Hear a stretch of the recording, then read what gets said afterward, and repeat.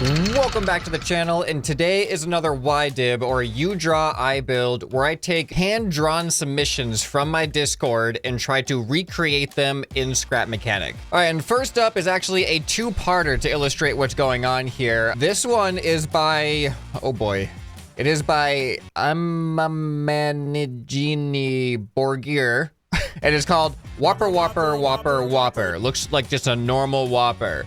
But when you bring in image 2, it is not just Whopper, Whopper, Whopper, Whopper. It is Whopper, Whopper, Hoppin Whopper. And you can see that each layer of this burger has a piston in between it that I assume once you press a button, it's going to expand all of the layers, which will cause it to probably hop off of the ground and then contract again. So this is gonna be an interesting kind of build. I like the idea. Let's see if I can make it actually functional. All right, so the first thing I gotta do is build myself a circle, which Scrap Mechanic is, the best game for building circles in. Unless I want to do it Wendy's style, where I actually have a square burger. But no, I'll try to make it somewhat of a circle. It might not be the most perfect circle, but then again, when's the last time you got a Whopper that was shaped like a perfect circle? This isn't the highest quality of shapes in your meals. All right, I think I got a decent foundation for a burger here.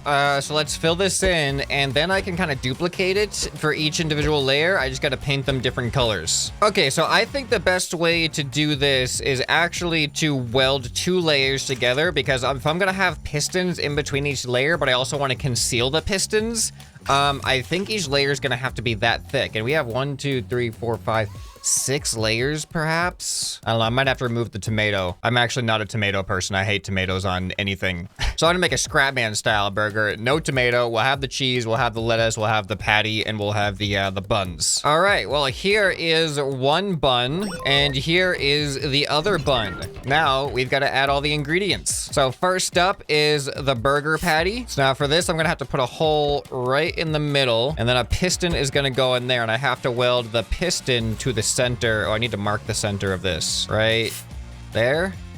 That looks good. So if I weld the piston right to the center, that should be able to expand. Oh, I should have... wait, hold on. I thought I made a little bit of a mistake there because I wouldn't be able to access the piston, but that lets me access the piston, and now I can set it to whatever I need it to be. And we're gonna have it go fast for sure. All right, there we go. Look at that. We already got a jumping burger patty on a bun. Just a couple more layers left. This is gonna be really, really thick piece of cheese here. All right, and then just like the patty, the cheese gets welded right to the center. And hold on. Uh-oh. Here, disconnect from that one so I can see this one. What did I put it on? 6 and max? There we go. This might be a little bit of a laggy creation once we get all these layers on here, just because of all the collisions happening. But next up is the lettuce. There we go. I didn't paint it. I didn't paint the lettuce. I was like, why does that not look like lettuce? There's one layer. There we go. Okay, lettuce has been painted. Now I just got to attach the final ingredient, the top bun. Oh boy, this is definitely going to be laggy. Oh man, it kills my frames when it touches. But let's hook up all the pistons, and when I push this button, it should expand. You know what? I kind of feel like I need to add one more thing here. These buns should be a little bit thicker than the rest of the ingredients. It just doesn't look right that everything's in line with each other, so I'm just gonna add an extra layer on the buns. There we go. I think that looks a little bit better. So now let's rehook up all the pistons back up, and let's see how high this Whopper can go hopping. All right, 3, 2, 1, hop. Oh, whoa, okay, whoa. Oh, that's actually kind of satisfying. That is really satisfying. It's gonna get laggy when it comes back down though. Ready? Here we go. Yeah, okay, yeah, every couple of seconds there's like one frame. But I think it might be actually interesting to put a seat on this thing and then attach it instead of a switch, but to a button. Now when I press the button, I can be hopping. Is this what you had in mind, Mr. Borgir or Miss Borgir? Well, it's definitely a Hoppin Whopper, isn't it? We're actually getting somewhere too. This is such a ridiculous idea, but it works. Ah, there we go. It's too bad it's so laggy when things, when they actually touch. Don't you hate it when the world lags after all your burger ingredients touch? Okay, up next by Cream Soda Guy, there appears to be some type of rocket car attached to a chain, which is attached to a post. We want to test how strong the chain link can be in Scrap Mechanic. So chain links aren't actually a real thing in Scrap Mechanic. You kind of have to build your own, which I thought might be kind of interesting to actually do with a real chain link, not like a fake chain link with bearings that are attached. I think creating a chain link that they're all separate actual links might be interesting to try out. And then obviously, I think we all know what's going to happen once we attach a rocket card to it. We will find the weakest link. All right, but first I got to figure out how I'm going to build this chain link system. I kind of have a little bit of an idea, but I'm not 100% on how viable it's actually going to be. So my idea is to have inside of each link a block that attaches to the next link. And then when you delete the block, it is going to free all of the links. Okay, I think I may have a single chain link segment here. So if I duplicate this, I think that what the plan is I can then weld them together like that and then continue along down the line, just welding them together. But let me do a quick test here. The plan is once you delete all of these blocks, there we go. It becomes an actual chain link. Look at that. It works. It actually works. The only problem is then, oh no. Yeah, once you delete all the blocks, they all become separate pieces, and that's a nightmare to deal with. But that is what the clear function is for. But now, at least I know that this is a working concept. So how long do we want this chain link to be? You know, let me actually count how many links there are in the drawing. 9. I'm seeing 9 complete circles. So 1, 2, 3, 4, 5. You know what? Let's just double this. Attach that to there. So now we have 11. And then this is going to attach to the post. And then this is going to attach to the car. So I will just save this as a YDIB chain. Gonna build a nice post right here. I will weld this side to the post, just like that. And then this side has to get welded to a car. You know, I can just build the car right off of it, actually. All right, now I got my rocket car. But before I actually detach all the chains, I'm just gonna save this whole thing as an isolated object so that if we can just do multiple tests. Once we break everything, we don't gotta rebuild everything. All right, here we go. Please work as intended. There's the first part of the chain disconnected.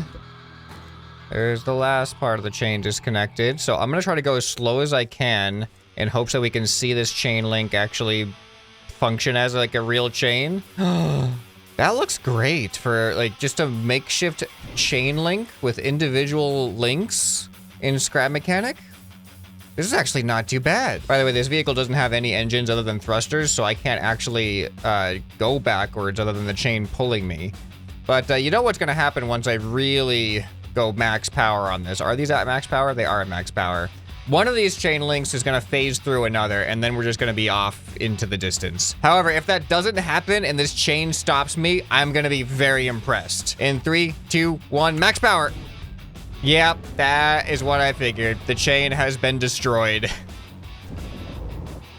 It's actually hard to stay upright with the chain. Oh, and I lost all the chain. Literally every single piece of chain is no longer attached. Is it even attached to the post anymore? No. Oh no, there's one single link attached to the post.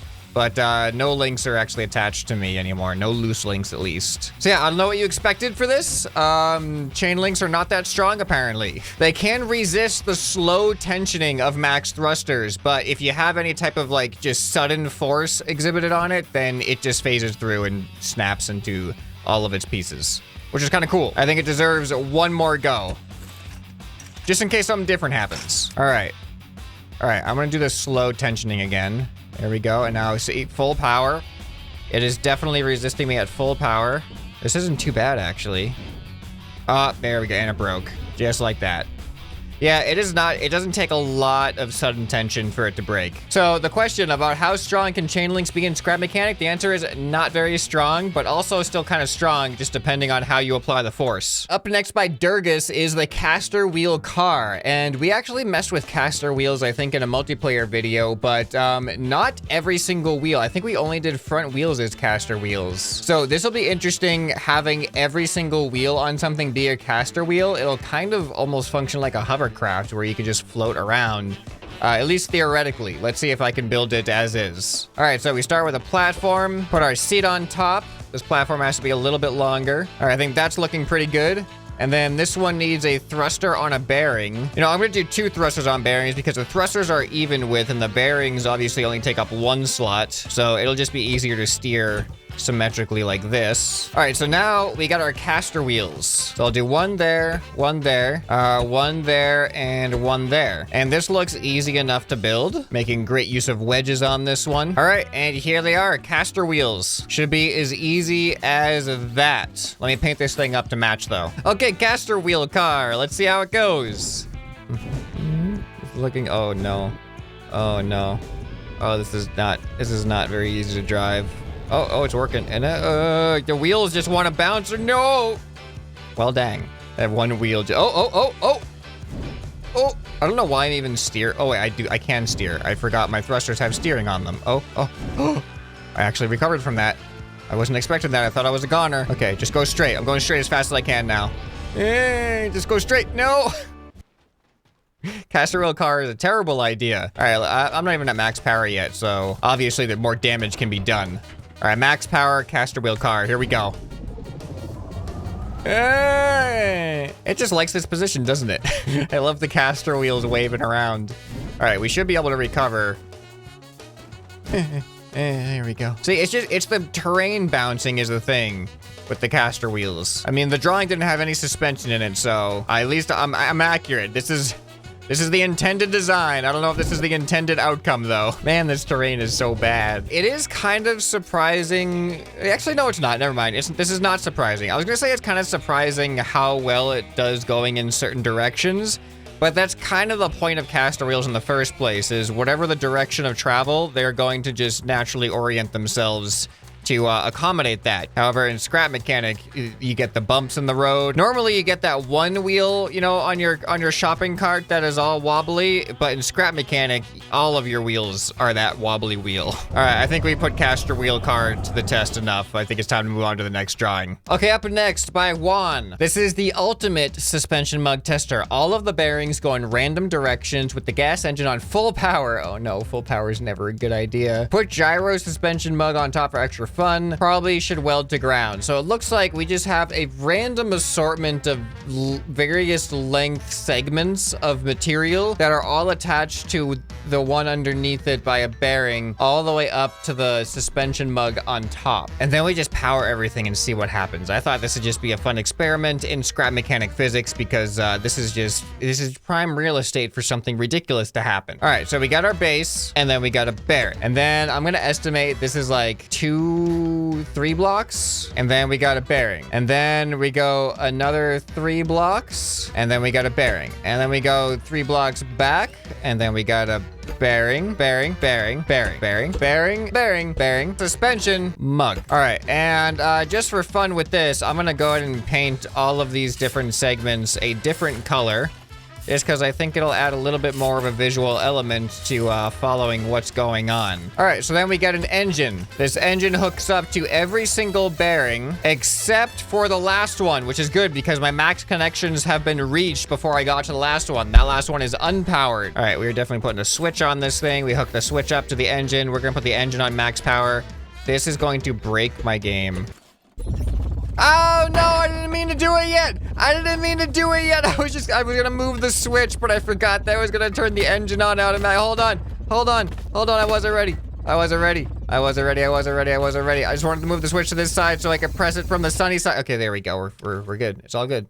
I like how the suspension mug is slowly still rotating because it's an unpowered bearing. But here, we need to press that suspension a little bit. Now that we're paying attention, let's go ahead and push the button and see what happens. 3, 2, 1, go. Yeah.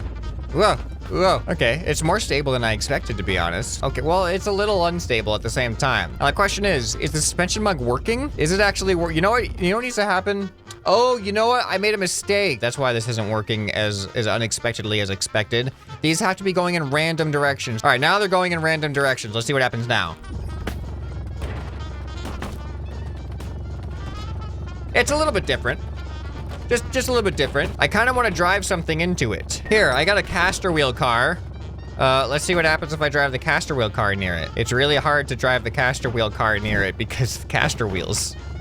All right, I'm just gonna sit here. Ah! It actually had more of an effect than I thought it was going to. I wasn't sure anything was going to happen. All right, I'm coming near again. Oh, ooh, whoa.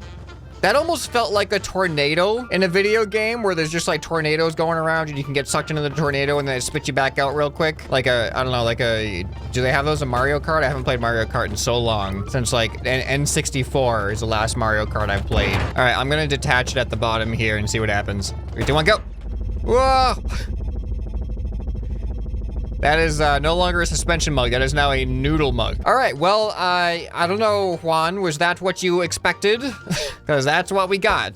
The ultimate suspension mug tester. I think we may have spilled a couple of drops. Okay, up next by Panzer 999, a car that explodes if the wheels bounce or the car body sacks down. Should be quite the challenge to drive around. Dynamite can also be swapped with spud gun, if so wished. So we have a car that is filled with explosives, and there are sensors above the wheels, basically. So when the suspension compresses, it'll trigger the sensor, causing the explosives to explode. So we basically have a car that is allergic to off-roading. All right, so fortunately, I have a car here that already has some suspension built into it that is primed for compression. This is a heavy car. Man, I really had to put a lot into these suspensions to lift it up. So if we get our sensors out, I can pretty much just put a sensor right there and a sensor right there. Same thing with the back. So now I need to strip some of these seats out of the car to prime it with some explosives. There we go. Look at that. Perfectly safe. Got a good little spud gun in here. And then if I attach an OR gate to the spud gun, now if any of these sensors get triggered, it'll trigger the OR gate, triggering the spud gun, exploding our vehicle. All right, so I don't know how stiff I've made the suspension. It does look pretty stiff. I have it so that the wheels pretty much have to compress completely in order to trigger the sensors right now. The sensors are only on one distance.